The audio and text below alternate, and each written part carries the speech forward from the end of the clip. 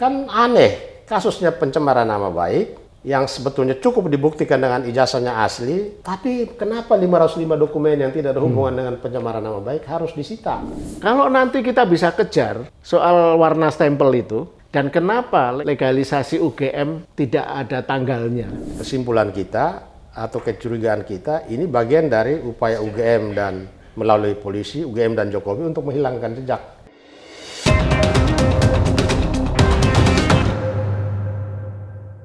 Assalamualaikum warahmatullahi wabarakatuh, kawan asa sekalian. Terima kasih. Ini kita jumpa kembali gitu ya. Dan pertama, ini menjelang buka puasa. Bukan berarti karena kita puasa lalu kemudian kita diam ya. Karena apa yang kita omongkan itu juga bagian dari ibadah sebenarnya. Yang kita akan bicarakan ini adalah berkaitan soal perjuangan untuk mengungkap kebenaran. Kawan asa sekalian, ini kami sudah bersama para aktor Bonjoy. Bongkar ijazah Jokowi. Kalau kita ingat 2 minggu yang lalu Komisi Informasi Pusat itu sudah membuat putusan, sudah membacakan putusannya untuk KPU bahwa seluruh dokumen Jokowi itu harus dibuka, jadi dinyatakan terbuka untuk umum dan harus diserahkan secara terbuka. Oke, itu putusannya. Dan sekarang ini kita sedang menanti putusan untuk UGM Yang kedua ya. Yang kedua ya, jadi kan termohonnya adalah ada KPU RI, KPU DKI Jakarta, KPU Surakarta. Ini sudah putus. Putusannya seperti yang kita tahu semua. Semua dinyatakan terbuka gitu ya. Nah, yang akan menyusul ini adalah itu UGM. Putusan sudah masuk putusan untuk UGM dan akan ada sidang sengketa lagi berdasarkan sesuai dengan permohonannya Bonjoy, yaitu adalah dengan Polda Metro Jaya. Tapi sekarang ini kita akan bahas dulu berkaitan menjelang putusan UGM. Bang Lukas, Bang Petrus, kira-kira ini kalau kita kan sudah ada putusan nih UGM, semua terbuka. Kira-kira seperti apa nanti putusannya dengan untuk UGM ini ya? Ya, kalau yang UGM mau tidak mau, KPI harus mengikuti putusan yang dengan KPU kan, ya, bahwa ijazahnya, salinannya itu terbuka dan beberapa hal yang lain. Nah, bahkan umumnya yang kita minta ada 20 dokumen, mestinya juga terbuka. Karena kalau tidak aneh. Kan pada intinya itu gugatan kita itu adalah muaranya pada ijazah. Ya. Cuma untuk menuju kebenaran ijazah asli atau palsu itu ada dokumen-dokumen lain. Ya. Nah, kalau ijazahnya sudah bisa dibuka tapi kan memang kita tidak masuk wilayah asli palsu ya. Karena nanti kita akan menunggu dari dokumen-dokumen lain yang mendampingi. Ya. Seperti KRS, KHS, laporan skripsi, beberapa kemudian permintaan legalisasi dan sebagainya. Nah, sejauh ini ya temuan kita di sidang dengan UGM itu yang kontroversial adalah satu, menyangkut stempel. Ya. Itu misteri kan. Stempel yang beda warna antara 2014-2019. Sidang terakhir ketika kita tanya waktu itu kan UGM nggak bisa jawab. Mereka bilang akan mencari tahu informasi itu. Hal yang paling prinsip mereka tidak. Stempel yang legalisir ini ya? Dan kemudian kan kita tahu itu tidak ada tanggal dari legalisasi itu. Dan UGM juga tidak bisa menjawab apakah pernah ada permintaan untuk melegalisasi itu. Jadi banyak pasal-pasal yang nanti akan dari putusan KPI dengan UGM ini akan terjawab. Tapi pasal yang paling misterius, gelondongan besar yang belum ketemu adalah ada 505 dokumen yang diserahkan UGM kepada Kepolisian RI. Itu yang saya agak penasaran Pak Petrus gitu ya. UGM ini kan perguruan tinggi kan, universitas. Dia bukan KPU, ya kan? Dia bukan lembaga biasa gitu loh. Harusnya kan dia berbasis, kalau kita sebut perguruan tinggi basisnya ilmiah kan di situ. Dan tadi pernyataannya ada klarifikasi dari UGM itu kan selalu menyebut dokumen tidak dikuasai oleh UGM. Dia tidak ditahu di mana karena sudah lama, atau dia memang tidak ditahu apakah pernah ada atau tidak kan di situ posisinya. Sesuatu yang jawabannya absurd gitu. Yang ini loh, kalau dalam sebuah lembaga perguruan tinggi harusnya mintakan dua saja opsinya. Dia punya atau tidak gitu loh. Ketika ditanya apakah ini Anda pernah melakukan legalisir ijazah, kan harusnya menyatakan bahwa sudah pembuktiannya apakah dia berdasarkan pencatatan Jokowi tidak pernah datang, harusnya kan begitu aja. Tapi ini kan menarik, itu gimana tuh? Ya, jadi memang UGM ini kan udah terjebak dalam permainan polisi. Dan permainan politik. Ya, permainan polisi dan polisi sebagai alat politiknya Jokowi. Atau ikut bermain? Ya, dimainkan atau ikut bermain? Ya, akhirnya dia ikut Mau bermain, tidak mau. mau tidak mau. Jadi sebelum kita ajukan permohonan ke KIP, polisi sudah lebih dulu menyita. Oh. Nah, artinya baik UGM maupun polisi, mereka sudah antisipasi bahwa bisa saja barang ini akan dibawa ke KIP. Kalau dibawa ke KIP dan putusan KIP menyatakan bahwa karena Jokowi ini adalah dokumen yang terkait Jokowi ini adalah kaitan dengan jabatan dia sebagai pejabat publik, maka semua ini tunduk pada ketentuan itu, harus dibuka. Ya. Nah, dengan perintah KIP bahwa harus dibuka, berarti UGM mau tak mau dia harus membuka. Sementara mereka dalam posisi diwajibkan, apakah karena ada konspirasi dan sudah ada deal untuk menutup-nutupi, perlindungan lapis berikutnya yaitu atas alasan proses hukum belum selesai, apalagi disebut disita. Disita inilah menurut saya perlindungan terakhir dari Jokowi dan UGM untuk kita tidak bisa melihat, mengetahui dokumen-dokumen yang kita perlukan terkait dengan proses pertama Jokowi daftar kuliah di UGM sampai dengan dia menyatakan diri dia punya ijazah. Tapi kan itu hari S1. dipersidangkan sempat komisioner majelis gitu ya bertanya apakah UGM punya salinan atau tidak gitu ya. Ada beberapa yang dia bilang dia punya salinan. Tapi ada beberapa yang tidak punya. Nah, dia tidak dalam penguasaan kami karena sudah disita. Bahkan polisi pada waktu dalam persidangan terakhir, ketika kita masuk ke soal penyitaan dokumen itu, dia bilang dia tidak dalam kapasitas untuk menjawab. Karena ini sudah dalam proses penyidikan. Dengan bahasa itu saja memberikan gambaran bahwa kita sulit dalam waktu dekat ini untuk mengetahui bagian hulu dari kejahatan menuju ijazah dugaan ijazah palsu ini. Artinya Bang Petrus mau menyebut bahwa kemungkinan Bon Joy hanya bisa mendapatkan dokumen yang sudah pasti ya. Bukan, Ya. Kalau tidak mengajukan banding KPU gitu Ya. ya. Yaitu adalah dokumen salinan ijazah dan persyaratan lain pada saat dia mendaftar. Dan di ijazah itu kan ada nilai terutama untuk SD, SMP Ya. yang di Surakarta gitu ya. Betul. Di luar itu Di luar itu kita sulit mendapatkan. Karena itu tadi semua ada di tangan Polda Metro Jaya. Ya, tapi kan asumsinya begini. Tadi kan diingatkan bahwa UGM itu kan institusi universitas Ya. yang kredibel. Iya, iya.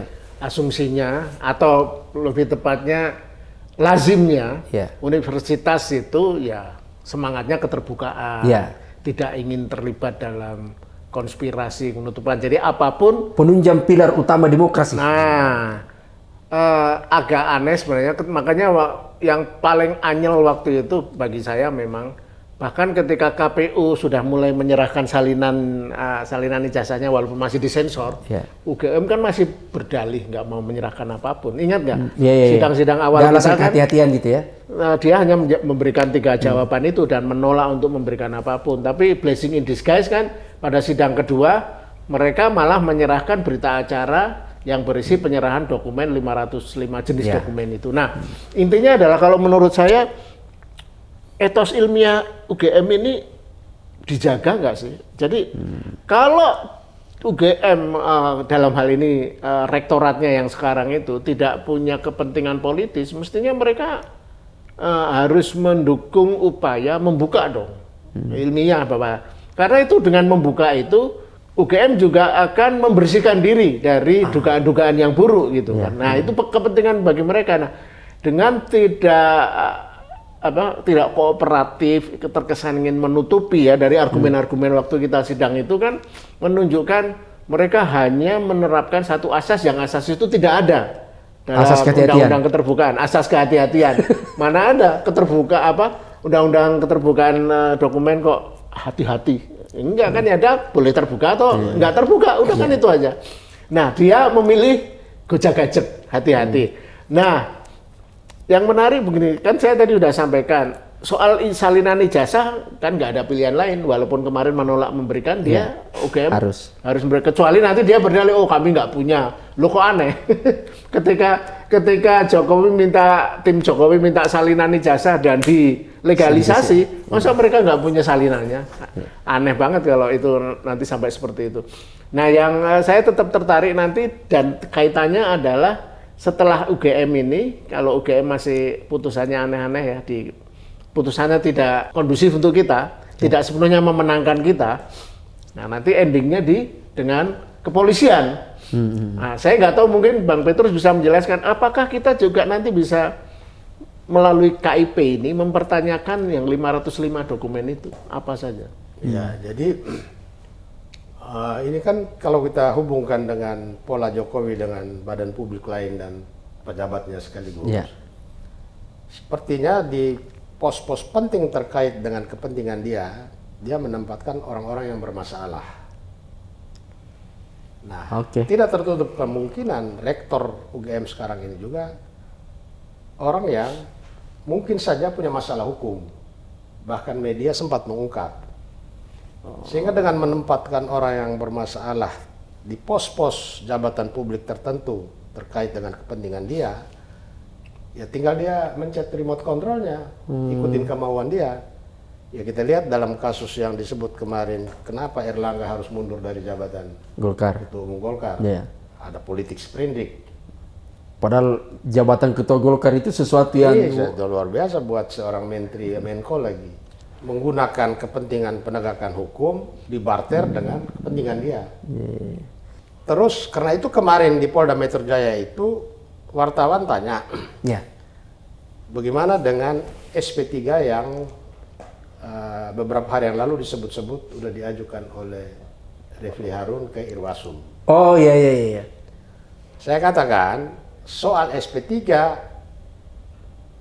tim kami ini dan juga para tersangka tidak punya kepentingan untuk meminta. Karena walaupun ada hak untuk mendapatkan, tetapi kewajiban memberikan SP3 itu kewenangannya ada di tangan penyidik. Dan kami tidak akan meminta itu. Kami berkepentingan perkara ini harus terus diproses sampai ke persidangan pengadilan. Itu maksudnya Mas Roy tidak berkepentingan SP3 itu? Iya.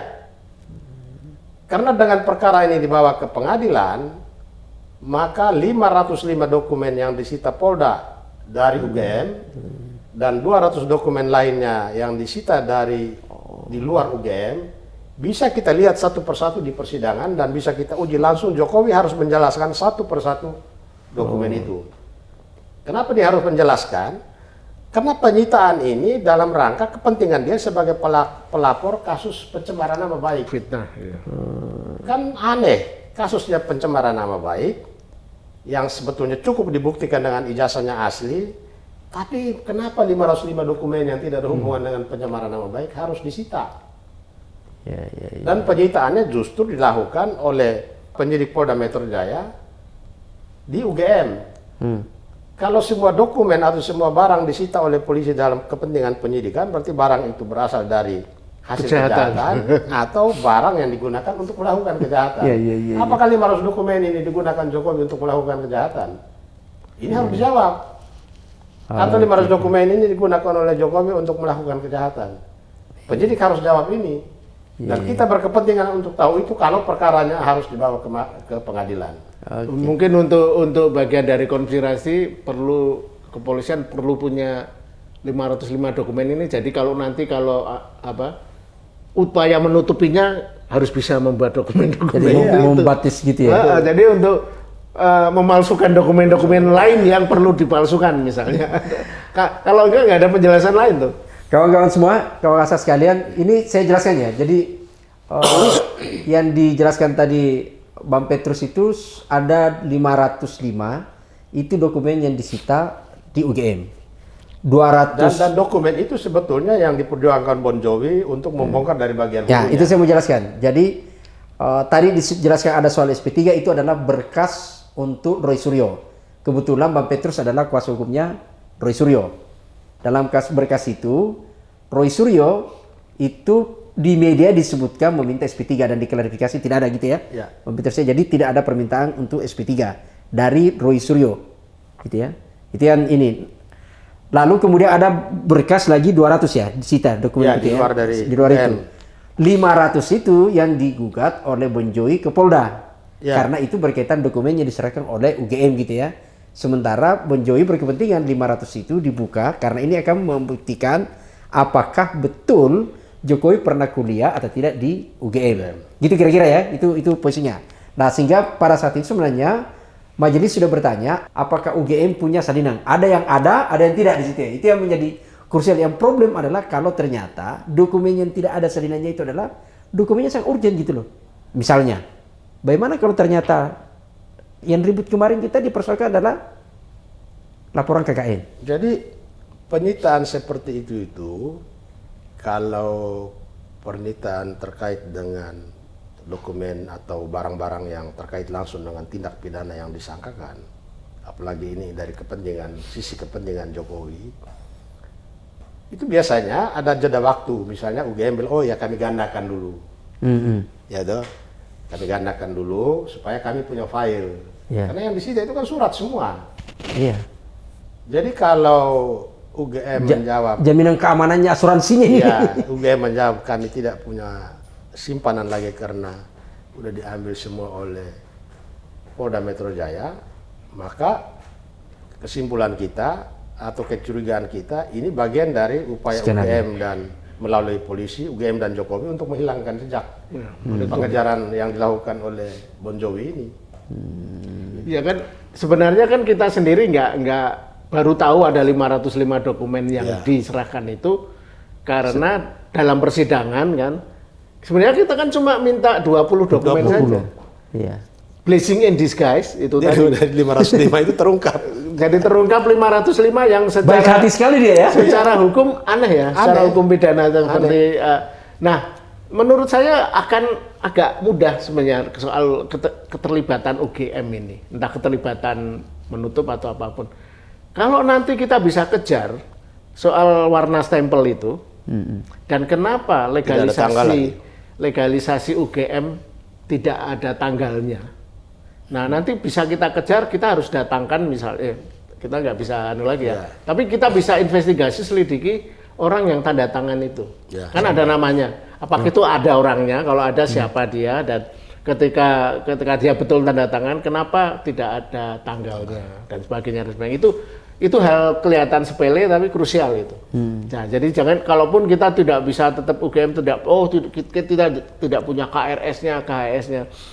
Beberapa bulan lalu itu ada orang yang ngajak ketemu ya saya, terus dia nunjukkan KHS temannya seangkatan Jokowi. Jadi mestinya barang-barang seperti itu ada kalau UGM mau. Sama tahunnya klaimnya Jokowi kuliah. Ya, jadi ini kan kasus ini kan belum terlalu lama ya, belum zaman Romawi atau zaman kemerdekaan. Ini baru berapa 40 tahun. Jadi mestinya sih bisa dilanjut. Tapi yang persoalan yang kemarin kita agak gregetan itu, kok begini ya UGM, padahal tahu nggak di ruang sidang KIP itu kan jelas ada poster ucapan salah satu filsuf ya, bahwa rezim yang tidak mendukung keterbukaan adalah rezim kediktatoran. Nah, pertanyaannya adalah kenapa UGM gelagatnya tidak terbuka itu? Kayaknya perhitungan banget itu loh. Kalau memang yakin asli dan kooperatif ya, artinya apa yang kita minta diturutin, mungkin barangkali kita juga bisa, oh iya kok asli gitu. Itu aja. Nah, tapi kan semakin sidang yang berjalan semakin akhir-akhirnya kan semakin itu mereka betapa tidak bisa. Ini kan orang bilang setiap kejahatan itu pasti tidak sempurna. Nah, ketidaksempurnaan itu antara lain seperti 505 dokumen yang menurut kita tidak ada hubungan dengan perkara pokok. Tiba-tiba muncul. Nah, kemudian statusnya disita. Itu kan dia punya kualifikasinya hasil kejahatan. Bukan dititip. Atau alat yang digunakan untuk kejahatan. Itu sebetulnya satu pukulan buat Jokowi. Iya. Tindakan penyitaan yang dilakukan oleh polisi. Yang kedua, tidak diberi tanggal di dalam legalisasi itu. itu aja sudah salah. Karena setiap kita ini kan udah pengalaman nyalek, Iya. ya, terutama nyalek lah. Itu setiap itu kita harus legalisir ulang. Karena kita nggak bisa gunakan yang lama. Iya. Jadi tanggal itu untuk menentukan ini masih dalam tenggang waktu atau tidak. Sementara yang ditunjukkan oleh KPU dan lain-lain itu legalisasi yang tidak diberi tanggal. Iya. Ini salah satu bentuk kejahatan itu tidak sempurna. Kira-kira Mas Lukas ini posisi di UGM-nya ya. Ini kan KIP sudah menyatakan bahwa seluruh dokumen terbuka. Itu kan artinya implikasinya tidak akan mungkin yang lain dinyatakan tertutup lagi, kecuali yang dinyatakan tertutup kemarin itu kan sebenarnya adalah MPWP. Kalau itu MPWP ada NIK di situ ya. Itu saja kan sebenarnya di ini. Yang lainnya kan dibuka gitu ya. Ya kita juga nggak butuh juga kan NPWP NIK, nggak apa-apa ya. Nah, maksud saya adalah dalam posisinya itu implikasi kira-kira apa yang terjadi di UGM sekarang ini ketika misalnya ada beberapa dokumen yang selama ini begitu sangat tertutup tiba-tiba dinyatakan terbuka gitu loh. Apa yang Ya artinya implikasinya bahwa UGM telah mengkhianati etos sebagai lembaga ilmiah. Jadi entah untuk kepentingan apa, jadi tidak sejalan dengan institusi yang mestinya menjadi garda terdepan dalam mengungkap kebenaran, mempersoalkan kepalsuan dan sebagainya, seperti yang ungkapan yang tertera di ruang KIP itu, dan itu yang betul-betul kita sangat sesalkan. Kalau misalnya KPU berdalih gitu, agak mencela-mencela gitu ya, karena mereka. Tapi ini KPU tidak banding kan? Kita belum tahu. Atau dia kemungkinan akan banding? Tapi saya pikir tidak, karena terhadap Bonatua juga dia tidak banding. Iya kan dia udah ngasih, mestinya kalau KPU sudah kita apresiasi lah, betapapun dengan segala kelicinannya ya. Nah yang kita masih prihatin itu dengan UGM, makanya nanti putusan KIP ini dalam waktu mungkin dekat ya, seminggu atau 2 minggu lagi. Tapi saya juga heran nih, kenapa kok lambat banget ya dengan UGM? Karena sudah 3 minggu kan. Sudah 3 minggu. Dari yang dijadwalkan janjinya sebelum puasa kan? Sudah terlambat 3 minggu. Ada apa ini? Apakah ada konsolidasi, uji konsekuensi dan sebagainya? Nah saya jadi ingat itu kan, untuk mendukung pernyataan saya bahwa UGM tidak punya etos ilmiah itu dan ingin ketertutupan. Kok bisa ya selevel UGM itu harus ditegur sampai 2 kali, membuat uji konsekuensinya, tidak tahu prosedurnya itu. Dan UGM itu kan ya kita paralelkan seperti polisi. Sudah jadi alat politiknya Jokowi. Nah, iya. Dia bisa kendalikan rektor di sana harus omong bagaimana, rektor harus bersikap seperti apa. Sama dengan Jokowi ketika Egy Sujana dan kawan-kawan datang jumpai dia di sana, penyidik dari Polda Metro Jaya sudah ada di situ. Iya. Bahkan mendampingi. Bahkan Egy Sujana bilang, Pak Jokowi, Anda kan masih punya kekuasaan, perintahkan Kapolri atau Kapolda Metro Jaya supaya saya di SP3 cepat dan cabut cekal. Dia langsung panggil, ini polisinya ada di sini. Jokowi langsung mengikuti perintah Egy. Aku sih langsung mengikuti itu. Aneh sekali ya. Coba waktu itu Egy Sujana bilang, Pak Jokowi tolong beritahu Rektor UGM supaya tunjukkan ijazah Jokowi atau surat keputusan pemberian ijazah Jokowi oleh Rektor. Karena setiap produk ijazah itu pasti ada SK dari Rektor yang menyatakan bahwa mahasiswa yang bersangkutan berhak diberikan ijazah. Ya, saya itu punya problem begini ya, mungkin saya mau tanya ke Pak Bro Petrus ya. Karena kan gini, berbeda dengan asumsi para pendukung Jokowi bahwa ya kalau mau mempertanyakan keaslian ijazah ya tinggal tanya kepada institusi yang mengeluarkan ijazah itu, UGM. Ya tapi bagaimana kalau dengan analogi ya kalau mau mempersoalkan uang asli palsu ke Bank Indonesia, kan seolah-olah logis itu. Itu kan kalau dengan catatan lembaga-lembaga itu benar-benar independen dan betul-betul menegakkan kebenaran. Nah kalau lembaga itu misalnya rektornya terimplikasi bagian dari konspirasi karena dia jadi rektor karena didukung Pratikno dan Pratikno jadi alatnya Jokowi dan sebagainya, ya nggak bisa dipercaya lagi. Nah sebenarnya yang dilakukan UGM itu kan cuma memberi testimoni kan. Nah, pertanyaan saya, kalau nanti terbukti itu testimoninya palsu, UGM bisa dipidana nggak? Bisa ya. Dia ya berarti dia yang menciptakan dokumen itu. Oh. ikut membantu atau setidaknya menutupi dader. Ya, bisa. Dia turut Dan serta sebagai berarti pelaku. siapa yang dipidana siapa? Rektornya? Dua-duanya, rektor sama Rektor. Jokowi. Oh. Rektor ini kan menarik sebenarnya ya. Di publik itu, di medsos dia kan pidato tuh. Jokowi benar mahasiswa UGM. 9 poin itu ya. Ya kan di situ. Dia Yang kan pidato. diulang 2 kali itu. Jokowi benar selesai. Jokowi benar IPK-nya 2, lebih. Ya kan di situ. Tapi pada posisi lain di persidangan kan dia tertutup tuh. Seolah-olah ini dikecualikan. Ini sebenarnya Tidak konsisten ya. Nah, Testimoninya bilang A, kesaksiannya, tapi ketika diperiksa di pengadilan KIP menggeliut ke sana kemari.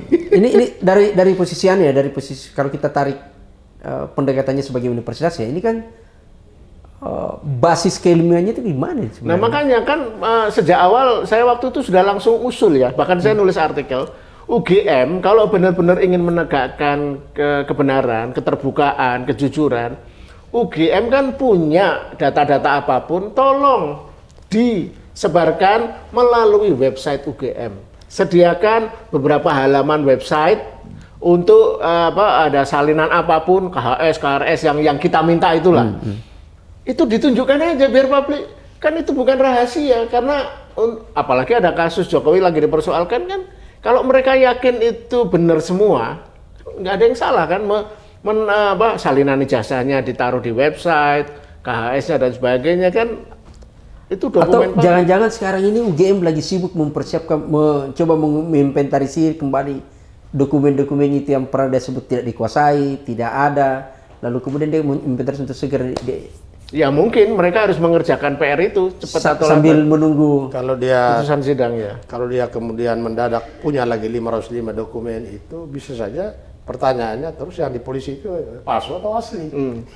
Ya anehnya itu tadi dah. Karena sudah terlanjur menyebut tidak dalam penguasaan. Ketika kita minta 20 dokumen mereka nggak ngasih, tapi dia ngasih malah 505 ke kepolisian. Pertanyaannya, tapi mereka mencoba membuat dalih itu dalam sidang keempat yang lalu dalam dialog kan itu tadi mereka merumuskan satu sinyalemen atau satu narasi begini. Jadi nanti kalaupun UGM akan menyerahkan dokumen-dokumen itu ke badan publik, ingat nggak? Iya, iya. Jadi dia tidak akan menyerahkan ke publik.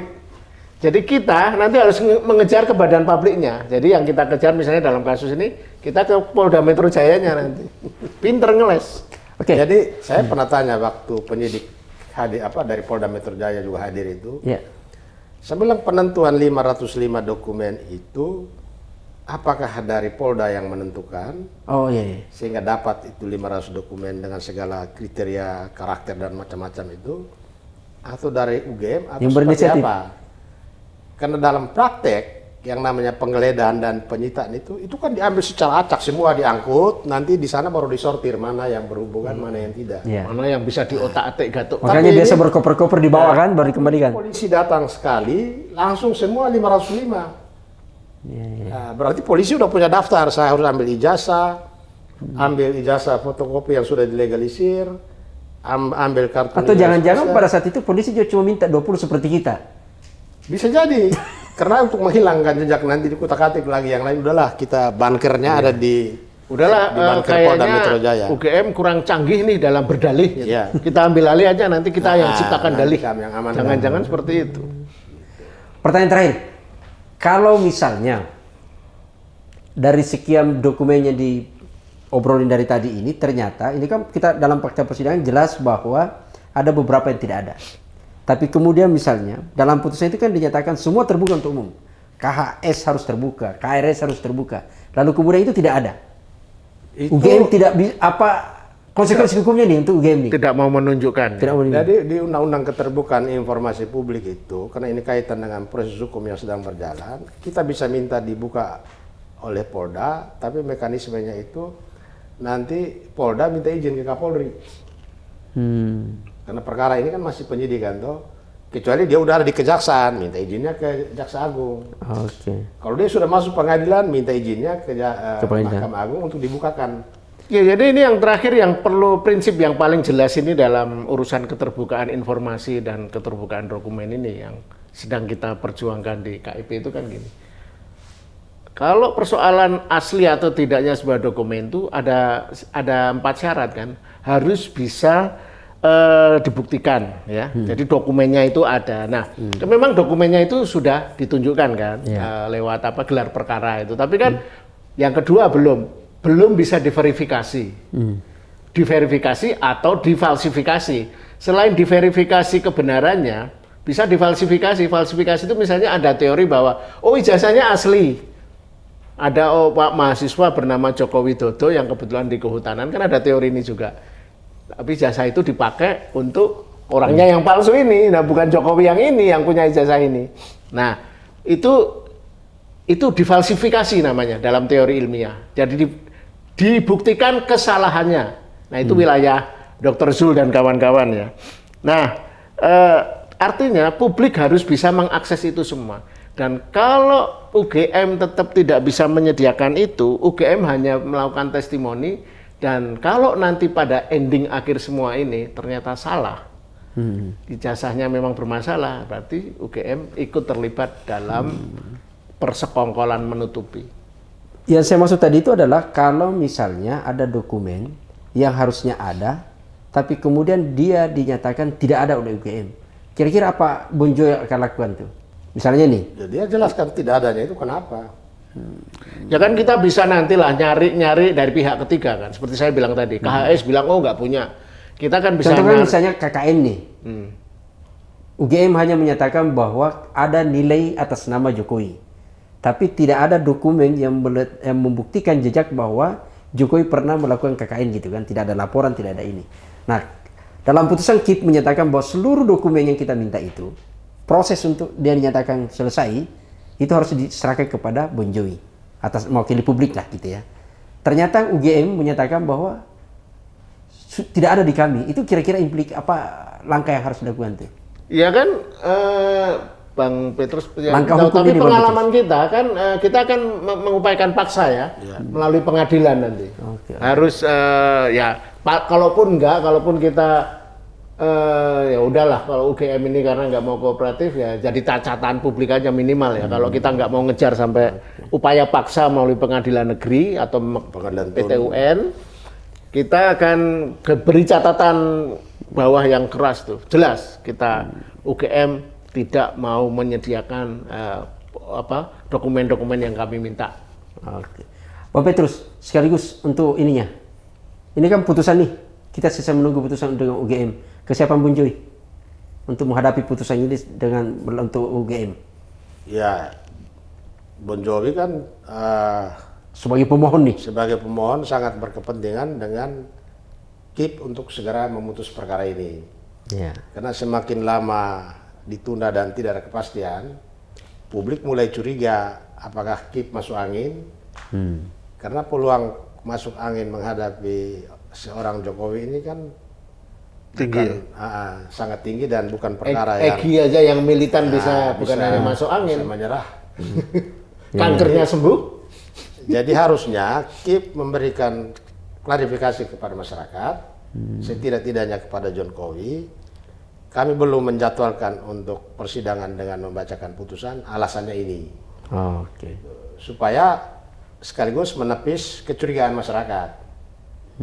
Karena bagaimanapun Jokowi ini masih cawe-cawe di luar. Dia bisa melakukan apa saja terhadap badan publik yang ada di bawah kendali dia. Dia bahkan bisa cawe-cawe dengan kelompok-kelompok yang jelas mempersoalkan ijazahnya ya. Betul. Dari paling militan menjadi paling manut. Betul. Di tengah kita kontroversi antara masyarakat dengan Polri, ujuk-ujuk pimpinan KIP audiensi dengan Kapolri, terus puji-puji, memberikan penghargaan sebagai salah satu lembaga yang betul-betul paling terbuka. Nah, itu juga jadi masalah. Oke, kawan asas sekalian, sekali lagi saya ingatkan bahwa putusan dengan UGM itu mudah-mudahan segera dilakukan, segera dibacakan. Sebenarnya dari jadwal awal itu pernah disebutkan dalam persidangan itu sebelum bulan puasa. Tapi tidak apa-apa, ada banyak masalah karena juga ketua majelisnya sempat sakit gitu ya. Dan itu kemudian akhirnya putusan dengan KPU juga sempat mengalami penundaan 1 minggu. Kita berharap bahwa putusan ini segera karena menghindari adanya informasi yang liar di publik. Spekulasi akan terus berkembang selama itu tidak ada informasi yang pasti. Karena liarnya informasi itu kemudian dikaitkan dengan beberapa fakta-fakta yang terjadi di lapangan. Itu yang pertama. Yang kedua, kenapa Bung Joy kemudian segera ada kepastian terhadap putusan ini? Ini berkaitan soal kebutuhan untuk melanjutkan penelitian. Karena permohonan sengketa informasi ini berkaitan dengan kebutuhan Bung Joy atas informasi untuk melakukan penelitian apakah benar ijazah Jokowi itu ada dan asli, atau dia ada tapi palsu, atau dia tidak ada. Itu dalam posisi untuk penelitian. Putusan ini tentu publik semua menanti, tentu semua menunggu, dan yang menjadi pasti adalah apakah putusannya itu sejalan dengan putusannya yang keluar pada saat pembacaan dengan UGM, atau jangan-jangan berbeda. Tapi ketahuilah bahwa KIP sudah menyatakan bahwa seluruh dokumen yang digunakan Jokowi mendaftar maju calon kepala daerah itu dinyatakan terbuka untuk umum. Dan sisa kita menunggu apakah yang di UGM juga akan dinyatakan terbuka. Terima kasih. Kita berjumpa pada edisi berikutnya.